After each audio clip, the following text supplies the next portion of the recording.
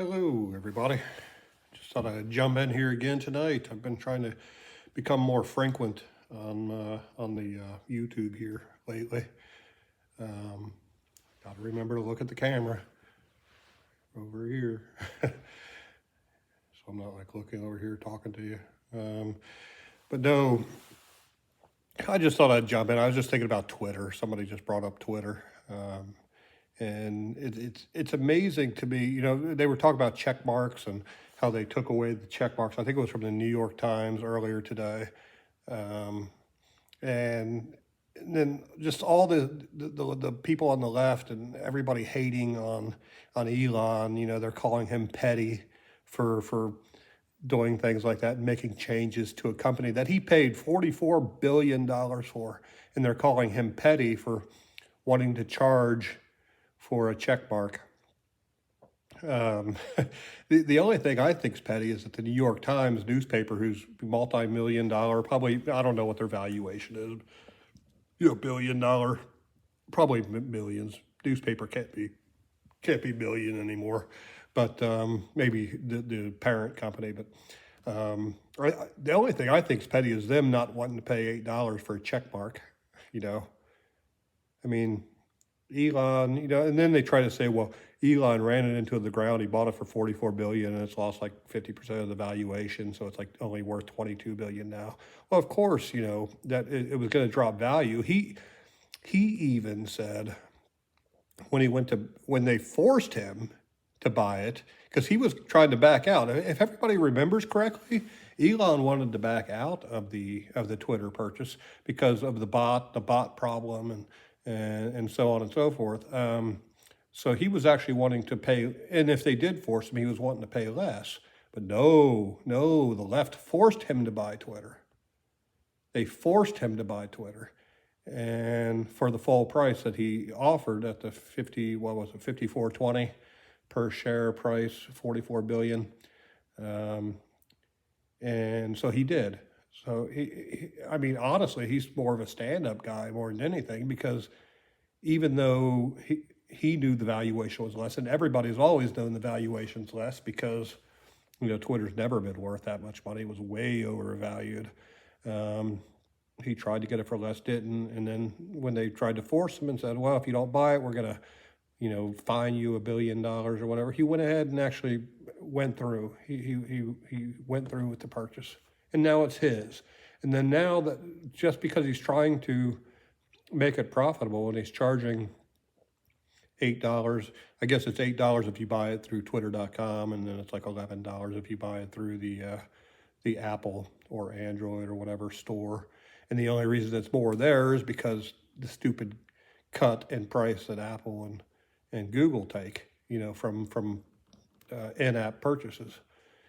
Because I mean, I did do the check mark there for a little bit, but even though I really like Twitter again, make Twitter great again, even though I like Twitter again, I don't use it enough to really justify paying, the $8 or $11 a month. So in my case, and that sort of shows in my case, I don't need to.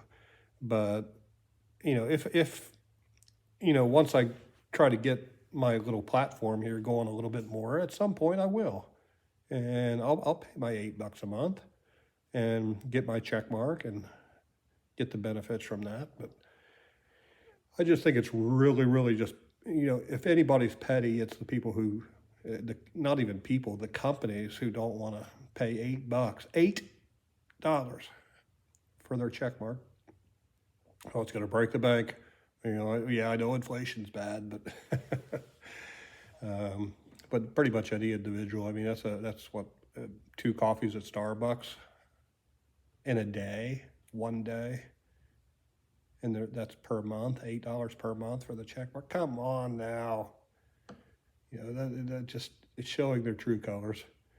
And then a lot of the movie stars and celebrities on the left side of things are, bitching and moaning about having to pay that. I mean, again, multi-millionaires with royalties, and musicians and sports people and actors and actresses, and I guess it's not appropriate to say actresses anymore. Everybody's just actors now, which is fine. That's fine. Actually, that's one that I'm sort of okay with, because I guess if you play in sports, you're an athlete, you're not an athletess or what athletette. So I know it's not a pronoun, but that's one that I'm okay with neutering the gender of. Yeah. So yeah, I just got back home here. I was just out talking to a coworker, and we were talking about a new project. So one of the ones I mentioned a little bit the other night, and so we're looking to get a new little business going with some web apps and stuff, and we were talking about chat GPT and the power of that, which is pretty fascinating.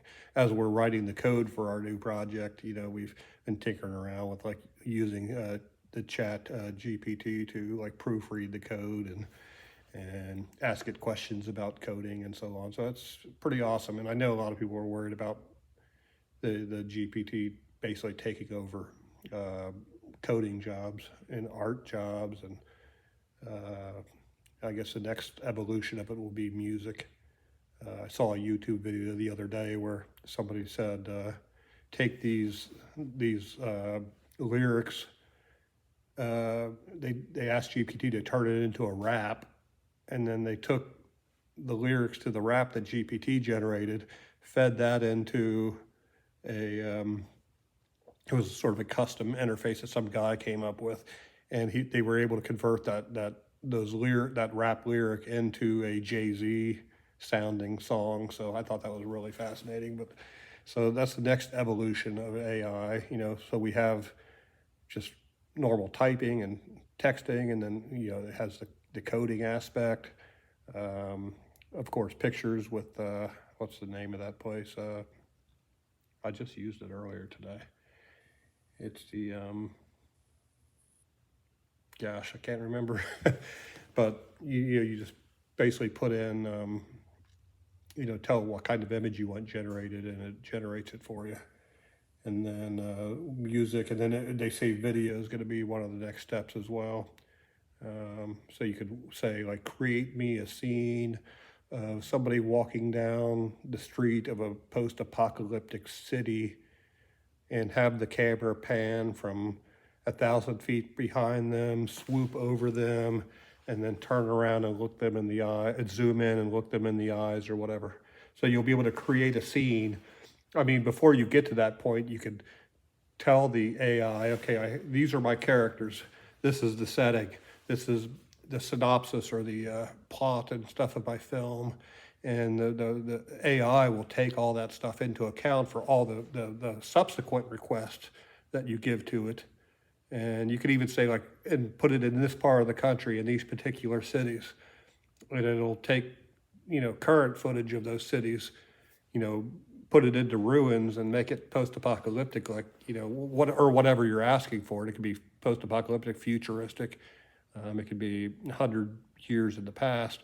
But, you could basically put in the plot of your film and just basically feed in your script, feed in the different scenes, the camera angles and everything, and it'll literally generate a film for you at some point. So that's going to be cool. And a lot of people are afraid of that, afraid of the power of the AI. But I was listening to a YouTube video on the way home that, it's not the power of the system that you have to be, afraid of. It's going to be whoever has the best ideas are going to be the ones who win in the future, who keep their job.